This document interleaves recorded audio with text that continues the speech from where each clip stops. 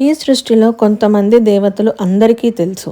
కానీ కొంతమంది దేవతల గురించి మాట్లాడాలంటే దేవతలే అనుమతి ఇవ్వాలని అంటారు. వారిలో మొదటి పేరు శ్రీ వారాహీదేవి. ఆమె పేరు వినగానే శత్రువులు వణికిపోతారని, ఆమె కరుణ లభిస్తే అసాధ్యం కూడా సాధ్యమవుతుందని ఎందరో మహానుభావులు చెప్పారు. కానీ ఆమె ఎవరు? ఎందుకు ఆమె ముఖం వరాహ రూపంలో ఉంటుంది? ఎందుకు ఆమె గురించి చాలామందికి తెలియదు? ఎందుకు ఆమెను దేవతల సేనాధిపతి అంటారు?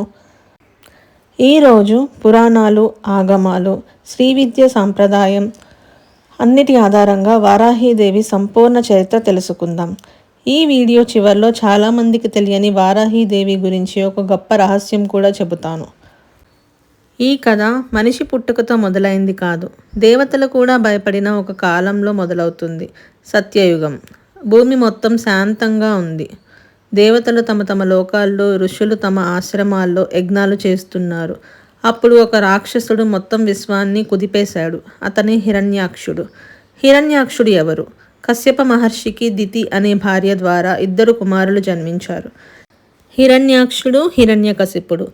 ఇద్దరు అత్యంత బలవంతులు, అత్యంత అహంకారులు. హిరణ్యాక్షుడు దేవతలను ఓడించాడు, ఇంద్రుడిని ఓడించాడు. చివరికి భూమాతను సముద్ర గర్భంలో దాచేశాడు. భూమి లేక జీవులు లేరు, జీవులు లేక ధర్మం లేదు. దేవతలు భయంతో వైకుంఠానికి వెళ్ళారు. ప్రభు మమ్మల్ని రక్షించండి అని శ్రీ మహావిష్ణువుని ప్రార్థించారు. అప్పుడు విశ్వంలో ఎప్పుడూ చూడని ఒక అద్భుతం జరిగింది. మహావిష్ణువు ఒక చిన్న అడవి పంది రూపంలో ప్రత్యక్షమయ్యాడు. ఆ చిన్న రూపం క్షణాల్లో పర్వతాల కంటే పెద్దదైంది. ఆకాశాన్ని తాకింది. భూమంతా కంపించింది. దేవతలందరూ జై వారాహస్వామి అని నినాదించారు. వరాహస్వామి సముద్రంలోకి దూకారు. 1000 సంవత్సరాలు హిరణ్యాక్షుడితో యుద్ధం చేశారు. చివరకు ఒకే ఒక దెబ్బతో హిరణ్యాక్షుడిని సంహరించారు. తర్వాత భూమాతను తన కోరలపై ఎత్తుకొని మళ్ళీ తన స్థానంలో ఉంచాడు. దేవతలందరూ ఆనందంతో పుష్పవర్షం కురిపించారు. అయితే ఇక్కడే చాలామందికి తెలియని ఒక గొప్ప రహస్యం దాగి ఉంది. వరాహస్వామి నుండి ఒక దివ్య శక్తి వెలువడింది. ఆ శక్తి ఒక దేవీ రూపాన్ని ధరించింది. ఆమెనే శ్రీ వారాహీదేవి. ఎందుకు వరాహి? ఎందుకు ఆమెకు వరాహముఖం? ఎందుకంటే ఆమె వరాహ అవతారం యొక్క శక్తి స్వరూపిణి. శ్రీ మహావిష్ణువు యొక్క శక్తి, స్త్రీ రూపం, అదే వారాహి. కానీ ఇది మాత్రమే కాదు. వారాహీదేవి మరొక గొప్ప స్థానాన్ని పొందింది. దేవతలందరికీ ఒక సేన ఉంది. ఆ సేనకు ఒక సేనాధిపతి కావాలి. ఆ బాధ్యత ఎవరికి దక్కిందో తెలుసా? వారాహీదేవికే. అందుకే ఆమెను దండనాయకి అని కూడా పిలుస్తారు. కానీ ఒక ప్రశ్న. దేవతలందరిలో లక్ష్మీదేవి, పార్వతీదేవి, దుర్గాదేవి ఉండగా వారాహీదేవికే సేనాధిపతి పదవి ఎందుకు వచ్చింది? ఆమె చేసిన ఒక మహాయుద్ధం కారణంగా. ఆ యుద్ధం ఎలా జరిగింది? బండాసురుడు ఎవరు? వారాహీదేవి అతన్ని ఎలా ఓడించింది అనేది ఇప్పుడు తెలుసుకుందాం. ఒకసారి ఊహించండి. బ్రహ్మ, విష్ణు, మహేశ్వరుడు, ఇంద్రుడు అన్ని దేవతలు కలిసి యుద్ధం చేసిన ఒక అసురుని ఓడించలేకపోయారు. స్వర్గలోకం, భూలోకం 3 లోకాలు భయంతో వణికిపోయాయి. ఆ అసురుడి పేరే బండాసురుడు. కానీ ఆ సమయంలో ఒక మహాశక్తి యుద్ధరంగంలో అడుగుపెట్టింది. ఆమె చేతిలో నాగలి, ముసలం, ఆమె కళ్ళల్లో అగ్ని. ఆమె ఒక గర్జనతో అసుర సైన్యం వణిగిపోయింది. ఆమె శ్రీ వారాహీదేవి. కానీ ఈ బండాసురుడు ఎవరు? అతనికి అంతటి శక్తి ఎలా వచ్చింది? ఆయన్ని సంహరించడానికి లలితా త్రిపుర సుందరీదేవి ఎందుకు స్వయంగా యుద్ధం చేయాల్సి వచ్చింది? ఇది కేవలం యుద్ధ కథ కాదు. ఇది ధర్మం, అధర్మం మధ్య జరిగిన మహాసంగ్రామం. శివుడు మన్మధుణ్ణి తన 3వ నేత్రాగ్నితో భస్మం చేశాడని మీకు తెలుసు. ఆ భస్మం నుంచే ఒక మహా అసురుడు జన్మించాడు. అతనే బండాసురుడు. ఇది లలితోపాఖ్యానంలో చెప్పబడిన ఒక పురాణ కథ. బండాసురుడు 1000 సంవత్సరాలు తపస్సు చేశాడు. బ్రహ్మ ప్రత్యక్షమయ్యాడు. ఏం వరం కావాలి అని అడిగాడు. బండాసురుడు, నన్ను దేవతలు చంపలేరు, నా రాజ్యాన్ని ఎవరూ నాశనం చేయలేరు అనే వరాలు పొందాడు. ఆ వరంతో అతని అహంకారం పెరిగిపోయింది. అతడు ఇంద్రలోకాన్ని ఆక్రమించాడు. దేవతల యజ్ఞాలు ఆపించాడు. ఋషులను హింసించాడు. ధర్మాన్ని నాశనం చేయాలని ప్రయత్నించాడు. దేవతలు మళ్ళీ ఓడిపోయారు. అందరు దేవతలు కలిసి పరాశక్తిని ప్రార్థించారు. అప్పుడు చితగ్నికుండం నుండి అపూర్వ సౌందర్యంతో అనంత శక్తితో శ్రీ లలిత త్రిపుర సుందరి దేవి అవతరించింది. ఆమెతో పాటు అనేక దివ్యశక్తులు కూడా ప్రత్యక్షమయ్యాయి. వాటిలో అత్యంత శక్తివంతమైన సేనాధిపతి శ్రీ వారాహీదేవి. ఆమె సాధారణ దేవత కాదు, లలితాదేవి. సర్వ సైన్యానికి దండనాయకిగా వారాహిని నియమించింది. ఆమె చేతిలో హలం అంటే నాగలి, ముసలం, ఆమె వాహనం మహాబలమైన వరాహం. కొన్ని సంప్రదాయాల్లో మహిషం లేదా సింహం వంటి వాహనాల ప్రస్తావన కూడా కనిపిస్తుంది. వేర్వేరు ఆగమ సాంప్రదాయాల్లో చిత్రణ మారుతుంది. ఆమె యుద్ధ రంగంలోకి అడుగు పెట్టగానే భూమి కంపించింది. బండాసురుని సేన లక్షల సంఖ్యలో ఉంది. కానీ వారాహీదేవి తన నాగలితో అసుర సైన్యాన్ని చీల్చివేస్తూ ముందుకు సాగింది. ఆమె ముసలం పర్వతాలనైనా ఛిద్రం చేసే శక్తితో ఉందని పురాణం వర్ణిస్తుంది. అసురులు భయంతో పారిపోవడం ప్రారంభించారు. ఒక గర్జన చాలు, యుద్ధరంగం మొత్తం వణికిపోయింది. దేవతలందరూ జై దండనాయకి అని నినాదించారు. బండాసురుడు తన అత్యంత శక్తివంతమైన సేనాధిపతులను యుద్ధానికి పంపాడు. కానీ వారాహీదేవి ఒక్కొక్కరిని సంహరిస్తూ ముందుకు సాగింది. ఆమె యుద్ధ వ్యూహం దేవతలను కూడా ఆశ్చర్యపరిచింది. చివరకు లలితాదేవి బండాసురుడితో మహాయుద్ధం చేసింది. వారాహిదేవి మొత్తం దేవ సైన్యాన్ని రక్షిస్తూ అసురసేనను చుట్టుముట్టింది. చివరకు లలితాదేవి మహాకామేశ్వరాస్త్రంతో బండాసురుని సంహరించింది. ధర్మం విజయం సాధించింది. ఈ యుద్ధం బయట ప్రపంచంలో జరిగినదిగా మాత్రమే కాక మనలోని అహంకారం, కోపం, లోభం, అధర్మం వీటితో జరిగే అంతరంగ పోరాటానికి కూడా ప్రతీకగా అనేక గురువులు వివరిస్తారు. వారాహీదేవి మనలోని ధైర్యాన్ని, ధర్మాన్ని మేల్కొల్పే ఒక శక్తికి ప్రతీక. కానీ ఇక్కడితో వారాహీదేవి కథ ముగియలేదు. ఆమెను ఎందుకు రాత్రి దేవత అంటారు? ఎందుకు కొన్ని సాంప్రదాయాల్లో అర్ధరాత్రి పూజకు అంత ప్రాముఖ్యత ఉంటుంది? ఇది నిజమేనా లేక అపోహనా? ఈ ప్రశ్నలకు సమాధానాలు ఇప్పుడు తెలుసుకుందాం. ఈ కథనం ప్రధానంగా బ్రహ్మాండ పురాణంలోని లలితోపాఖ్యానం మరియు శ్రీవిద్య సంప్రదాయంలో వివరించబడిన అంశాల ఆధారంగా రూపొందించబడింది. వేర్వేరు ఆగమ తాంత్రిక సాంప్రదాయాల్లో కొన్ని వివరాల్లో తేడాలు ఉండవచ్చు. వారాహీదేవిని పగలు పూజించకూడదు. రాత్రి 12 గంటల తర్వాత మాత్రమే ఆమెను పూజించాలి. వారాహీదేవి పూజలో చిన్న తప్పు చేసినా కోపిస్తారు. ఇలాంటి మాటలు చాలామంది చెబుతుంటారు కదా. కానీ వీటిలో నిజం ఎంత, అపోహ ఎంత? ఈరోజు పురాణాలు, ఆగమనాలు, శ్రీవిద్య సాంప్రదాయం, దేవాలయ ఆచారాలు అన్నిటినీ ఆధారంగా చేసుకొని అసలు నిజమేంటో తెలుసుకుందాం. ముందుగా ఒక విషయం తెలుసుకోవాలి. వారాహీదేవిని రాత్రి దేవత అని పిలవడం ప్రధానంగా కొన్ని తాంత్రిక శ్రీ విద్య ఉపాసన సాంప్రదాయాల్లో కనిపించే భావన. ఇది సాధారణ నియమం కాదు. కాలక్రమంలో కొన్ని సాంప్రదాయాల నియమాలు అందరికీ వర్తించే నియమాలుగా ప్రచారంలోకి వచ్చాయి. అక్కడి నుంచే ఈ అపోహలు కూడా ప్రారంభమయ్యాయి. ఇప్పుడు ఒక ప్రశ్న. పురాణాల్లో ఎక్కడైనా వారాహీదేవిని పగలు పూజించకూడదు అని ఉందా? మనకు తెలిసిన ప్రధాన పురాణాల్లో అలాంటి సాధారణ నిషేధం కనిపించదు. వారాహీదేవి గురించి దేవీ భాగవతం, లలితోపాఖ్యానం, సప్తమాతృకల వివరణల్లో ఆమె మహిమ, ఆమె శక్తి, ఆమె యుద్ధ వైభవం గురించి చెబుతాయి. కానీ పగలు పూజ చేయకూడదు అని అందరికీ వర్తించే ఆజ్ఞ లేదు. ఇక్కడే అసలు విషయం ఉంది. శ్రీ విద్య మరియు కొన్ని తాంత్రిక ఉపాసనల్లో రాత్రిని ధ్యానం, అంతర్ముఖత, శక్తి ఆరాధనకు అనుకూలమైన సమయంగా భావిస్తారు. అందుకే కొన్ని గురు పరంపరల్లో వారాహి ఉపాసనను రాత్రి వేళల్లో చేస్తారు. ఇది దీక్ష పొందిన ఉపాసకులకు సంబంధించిన విధానం. అందరికీ ఒకేలా కాదు. ఇప్పుడు మరో ముఖ్యమైన విషయం. భారతదేశంలోని అనేక ఆలయాల్లో వారాహీదేవికి ఉదయం, మధ్యాహ్నం, సాయంత్రం కూడా నిత్య పూజలు జరుగుతాయి. దీనివల్ల పగలు పూజ చేయకూడదు అనే మాట అందరికీ వర్తించదని అర్థమవుతుంది. దేవాలయ ఆచారాలు ఆలయ సాంప్రదాయం ప్రకారం జరుగుతాయి. చాలామంది భయపెడుతూ ఇలా అంటారు, చిన్న తప్పు చేసిన వారాహీదేవి శిక్షిస్తారు అని. మన హిందూ సాంప్రదాయంలో దేవతలను తల్లిగా చూస్తారు. తల్లి భక్తిని చూస్తుంది, భయాన్ని కాదు. శాస్త్రాలు కూడా భక్తి, శ్రద్ధ, ధర్మాన్ని అత్యంత ముఖ్యంగా చెబుతాయి. వారాహిదేవికి ఇష్టమైనదేమిటి? పూల, నైవేద్యమా, దీపమా? ఇవి అన్నీ ముఖ్యమే. కానీ వాటికంటే గొప్పది నిజమైన భక్తి. అహంకారం లేకుండా ధర్మ మార్గంలో నడుస్తూ తల్లిని స్మరించడం, అదే గొప్ప ఆరాధన. ఒక చిన్న భక్తి కథ. ఒక గ్రామంలో ఒక పేద వృద్ధురాలు ఉండేది. ఆమెకు పూజ చేయడానికి పూలు లేవు, పండ్లు లేవు, ఆభరణాలు లేవు. ప్రతిరోజు ఒక చిన్న దీపం వెలిగించి, అమ్మ నువ్వే నాకు ధైర్యం అని చెప్పేది. ఆమె జీవితంలో ఎన్నో కష్టాలు వచ్చినా ఆ విశ్వాసం వదల్లేదు. ఈ కథ మనకు ఒక సందేశం ఇస్తుంది. దేవికి కావాల్సింది బంగారం కాదు, భక్తి అని. వారాహిదేవి ధర్మాన్ని కాపాడింది, అధర్మాన్ని ఎదుర్కొంది, భయపడుతున్న దేవతలకు ధైర్యం ఇచ్చింది. అందుకే మన జీవితంలో కూడా అన్యాయాన్ని కాదు, ధర్మాన్ని ఎంచుకోవాలని ఆమె కథ మనకు గుర్తు చేస్తుంది. కానీ వారాహిదేవి చేతిలో నాగలి ఎందుకు ఉంటుంది? ముసలం ఎందుకు ఉంటుంది? ఆ ఆయుధాల వెనుక చాలా గొప్ప ఆధ్యాత్మిక అర్థం ఉంది. చాలామంది వాటిని కేవలం ఆయుధాలుగా చూస్తారు, కానీ అవి మన జీవితాన్ని మార్చే సందేశాన్ని చెబుతాయి. ఆ రహస్యం ఏంటో ఇప్పుడు తెలుసుకుందాం.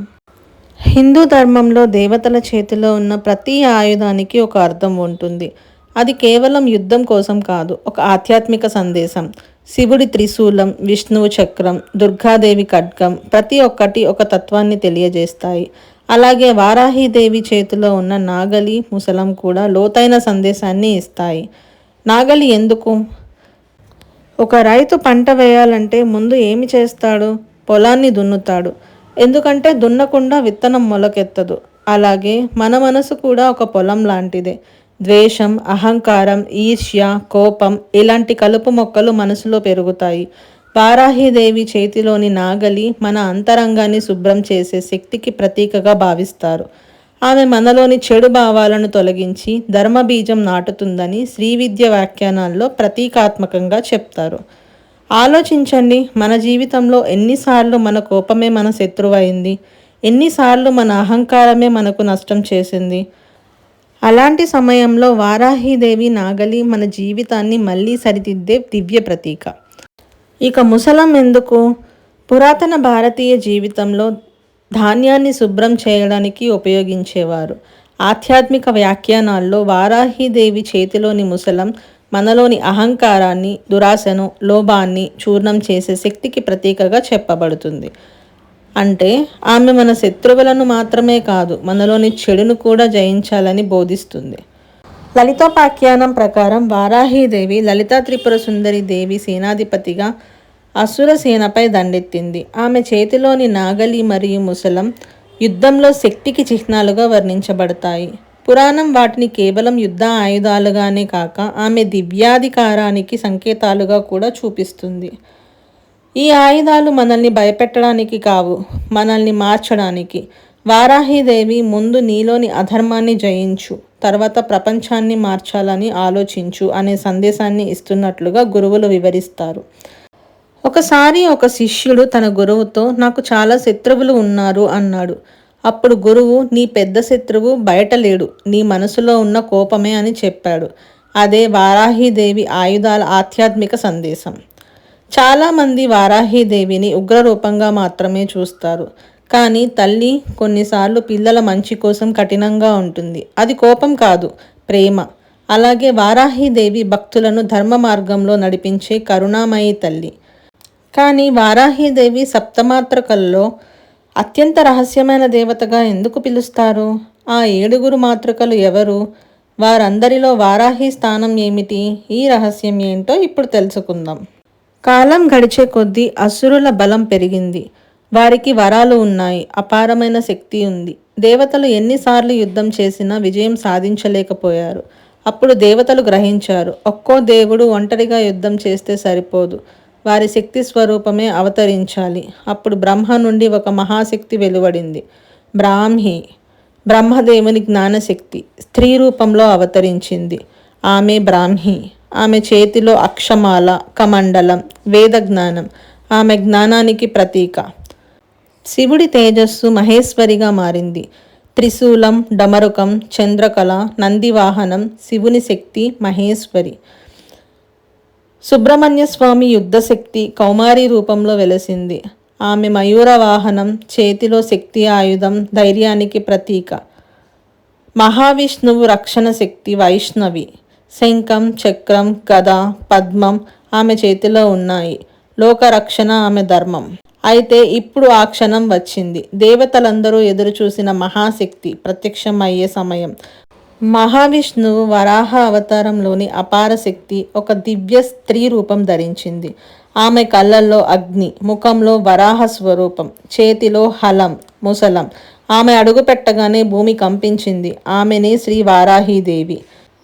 ఇంద్రుని శక్తి ఇంద్రాణి రూపంలో వచ్చింది. వజ్రాయుధం, ఐరావత సంబంధం, విజయానికి ప్రతీక ఇంద్రాణి. చివరగా పార్వతీదేవి ఉగ్రశక్తి చాముండిగా అవతరించింది. చండ, ముండ అసురులను సంహరించింది. అందుకే చాముండేశ్వరి. మరి వారాహి ఎందుకో అంత ప్రత్యేకం? ఇక్కడే అత్యంత గొప్ప రహస్యం ఉంది. సప్తమాతృకలందరూ మహాశక్తులే, కానీ వారాహీదేవికి దండనాయకి అనే బిరుదు వచ్చింది. ఎందుకంటే లలితా త్రిపుర సుందరి దేవి మొత్తం దేవ సైన్యాన్ని ఆమెకు అప్పగించింది. యుద్ధ వ్యూహం, సేన నిర్వహణ అన్నీ వారాహీదేవి బాధ్యత. ఈ 7 దేవతలు మన బయట లేరు, మనలోనే ఉన్నారు. జ్ఞానం, ధైర్యం, రక్షణ, న్యాయం, శక్తి ఇవి అన్నీ మన జీవితంలో అవసరం. వారాహీదేవి మనలోని ధైర్యానికి, అధర్మాన్ని ఎదుర్కొనే శక్తికి ప్రతీక. ఒక తల్లి తన పిల్లలను 7 రూపాల్లో కాపాడితే ఆమె ప్రేమ తగ్గిపోతుందా? లేదు. అలానే అమ్మవారు అవసరాన్ని బట్టి వేర్వేరు రూపాల్లో మనకు అండగా ఉంటారని భక్తులు విశ్వసిస్తారు. అందుకే ఎవరు వారాహీదేవిని భక్తితో పిలిచినా ఆమె తల్లిగానే స్పందిస్తుందని భక్తుల నమ్మకం. కానీ వారాహీదేవి లలితా త్రిపుర సుందరి దేవి సేనాపతిగా ఎలా అయ్యింది? బండాసురుడితో జరిగిన యుద్ధంలో ఆమె రూపొందించిన యుద్ధ వ్యూహాలేమిటి? పురాణాల్లో చాలామందికి తెలియని ఆ మహాయుద్ధ రహస్యాన్ని ఇప్పుడు తెలుసుకుందాం. బండాసురుడు తపస్సుతో అపారమైన వరాలు పొందాడు. ఆ వరాల బలంతో దేవతలను జయించాడు, యజ్ఞాలు ఆపించాడు, వేదాలను అవమానించాడు, ధర్మాన్ని నాశనం చేయాలని ప్రయత్నించాడు.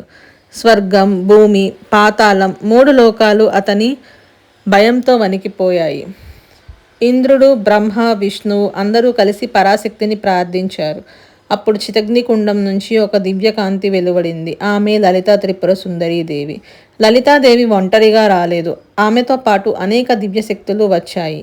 ఎందుకు వారాహి? ఆమె ముఖం వరాహ రూపం, కళ్ళలో వేల సూర్యుల తేజస్సు, చేతిలో హలం, ముసలం. ఆమెను చూసి దేవతలు నమస్కరించారు. లలితాదేవి చిరునవ్వుతో ఇప్పటి నుంచి నా మొత్తం సైన్యానికి నువ్వే దండనాయకి అని ప్రకటించింది. చాలామంది సేనాధిపతి అంటే కేవలం యుద్ధం చేసే వ్యక్తి అనుకుంటారు. కాదు, దండనాయకి అంటే యుద్ధ వ్యూహం రూపొందించేది, సైన్యాన్ని రక్షించేది, ఎప్పుడు దాడి చేయాలి, ఎప్పుడు వెనక్కి తగ్గాలి, ఎలా గెలవాలి అన్నీ నిర్ణయించేది. అంతటి బాధ్యత వారాహీదేవికి అప్పగించింది. వారాహీదేవి తన నాగలని పైకెత్తింది. భూమి కంపించింది. ఆమె ఒక గర్జనతో దేవ సైన్యంలో ధైర్యం పెరిగింది, అసుర సైన్యంలో భయం మొదలైంది. బండాసురుని సేనాధిపతులు నవ్వుతూ ఒక స్త్రీ మమ్మల్ని ఓడిస్తుందా అని అన్నారు. వారాహీదేవి ఏమీ మాట్లాడలేదు, చిరునవ్వు నవ్వింది. తర్వాత తన హలాన్ని భూమిపై తాకించింది. భూమి చీలిపోయింది. అసుర సైన్యం గందరగోళానికి గురైంది. వారాహీదేవి ముందుగా శత్రువుల బలాన్ని కాదు, వారి అహంకారాన్ని దెబ్బతీసింది. ఆమెకు తెలుసు, అహంకారం కూలిపోతే సైన్యం కూడా కూలిపోతుంది అని. ఇది నాయకత్వం. ఇదే దండనాయకి మహిమ. మన జీవితంలో కూడా కొన్ని సమస్యలు బండాసురుడిలా అనిపిస్తాయి. అవి అప్పులు కావచ్చు, వ్యాధి కావచ్చు, భయం కావచ్చు. కానీ వారాహీదేవి కథ మనకు ఒక విషయం నేర్పుతుంది. ధైర్యం కోల్పోవద్దు. ముందు మనసును గెలుచుకో, తర్వాత ప్రపంచాన్ని గెలువు అని. ఒక తల్లి తన పిల్లవాడి కోసం ఎంతటి యుద్ధమైనా చేస్తుంది. అలాగే వారాహీదేవి ధర్మం కోసం, భక్తుల కోసం, దేవతల కోసం సేనకు ముందుండి నడిపించింది. అందుకే ఆమెను దండనాయకి అని గౌరవంగా పిలుస్తారు. కానీ యుద్ధం ఇంకా ముగియలేదు. భండాసురుడు తన అత్యంత భయంకరమైన 30 మంది మహాసేనాధిపతులను పంపాడు. వారిలో ఒక్కొక్కరికి దేవతలను కూడా ఓడించే శక్తి ఉంది. వారిని వారాహీదేవి ఎలా ఎదుర్కొంది? ఆ మహాయుద్ధంలో జరిగిన అద్భుతాలేంటి? అవేంటో ఇప్పుడు తెలుసుకుందాం. వారాహీదేవి ఎదురుగా వచ్చిన సైన్యం ఎంత పెద్దదో తెలుసా? అది వేల మంది కాదు, లక్షల మంది కాదు, బండాసురుని మహాసైన్యం. ఈరోజు దేవతలందరూ ఆశ్చర్యపోయిన మహాయుద్ధంలోకి అడుగు పెడదాం. కానీ ఈ యుద్ధంలో గెలిచింది కేవలం బలం కాదు, వ్యూహం, ధైర్యం, ధర్మం. వారాహిదేవి దాడి వార్త భండాసురుడి రాజభవనానికి చేరింది. అతని సభ నిశ్శబ్దమయ్యింది. భండాసురుడు కోపంతో సింహాసనం నుంచి లేచాడు. ఒక దేవి నా సైన్యాన్ని సవాలు చేస్తుందా అని గర్జించాడు. వెంటనే తన శక్తివంతమైన సేనాధిపతులను యుద్ధానికి పంపాడు. ఇంద్రుడు, వాయుదేవుడు, అగ్నిదేవుడు అందరూ యుద్ధభూమిని చూస్తున్నారు. వారి మనసులో ఒకటే ప్రశ్న, ఈ యుద్ధంలో మనం గెలుస్తామా? అప్పుడు వారాహిదేవి ఎలాంటి భయం లేకుండా సైన్యం ముందు నిలిచింది. వారాహిదేవి తన సైన్యాన్ని చూసి ఇలా చెప్పింది, ధర్మం కోసం పోరాడేవాడు ఓడిపోడు, భయపడేది అధర్మమే. ఆ మాటలు విన్న దేవసైన్యం కొత్త ఉత్సాహంతో గర్జించింది. యుద్ధ నగారాలు మోగాయి. అసుర సైన్యం దేవ సైన్యం వైపు దూసుకొచ్చింది. భూమి కంపించింది. ఆకాశం దుమ్ముతో నిండిపోయింది. వారాహిదేవి తన హలాన్ని పైకెత్తి ముందుకు సాగింది. వారాహిదేవి నేరుగా దాడి చేయలేదు. ముందుగా శత్రు సైన్యాన్ని విడదీసింది. వారి మధ్య గందరగోళం సృష్టించింది. అసురులు ఒకరినొకరు ఢీకొనడం ప్రారంభించారు. దేవతలు ఆశ్చర్యపోయారు. ఇదే దండనాయకి వ్యూహం అని బృహస్పతి అన్నాడు. యుద్ధంలో కొంతమంది దేవగణాలు వెనక్కి తగ్గారు. వారాహిదేవి వారిని చూసి, ధర్మాన్ని రక్షించడానికి అడుగు వేసిన వాడు వెనక్కి తిరగరాదు అని ప్రోత్సహించింది. వెంటనే దేవసైన్యం మళ్ళీ ముందుకు దూసుకెళ్ళింది. అసురసేన బలహీన పడుతోంది. అది చూసి భండాసురుడు, ఇప్పుడు నా రహస్య ఆయుధం సమయం వచ్చింది అని అన్నాడు. సభ మొత్తం నిశ్శబ్దమైంది. ఈ యుద్ధం మన జీవితానికి ఒక పాఠం. కొన్నిసార్లు సమస్యలతో నేరుగా పోరాడటం కంటే సరైన వ్యూహంతో ఎదుర్కోవడం ముఖ్యమని వారాహిదేవి కథ మనకు గుర్తు చేస్తుంది. యుద్ధం ఇంకా ముగియలేదు. ఇది ప్రారంభం మాత్రమే. ఎందుకంటే భండాసురుడు ఇప్పుడు తన అత్యంత భయంకరమైన మాయాశక్తిని ఉపయోగించబోతున్నాడు. ఆ మాయాశక్తి ఏమిటి? దానిని చూసి దేవతలు కూడా ఎందుకు భయపడ్డారు? ఆ సమయంలో వారాహిదేవి ఏ అద్భుతం చేశారు? ఆ మహారహస్యాన్ని మనం పార్ట్ 2లో తెలుసుకుందాం. ధర్మం కోసం నిలబడే ప్రతి హృదయంలో వారాహిదేవి ధైర్యం నింపాలని కోరుకుంటూ జై వారాహిమాత. ఇలాంటి మరిన్ని వీడియోల కోసం మన దుర్గా తెలుగు టీవీ ఛానల్ని సబ్స్క్రైబ్ చేయండి. ఈ వీడియో నచ్చితే లైక్ చేయండి, కామెంట్ చేయండి.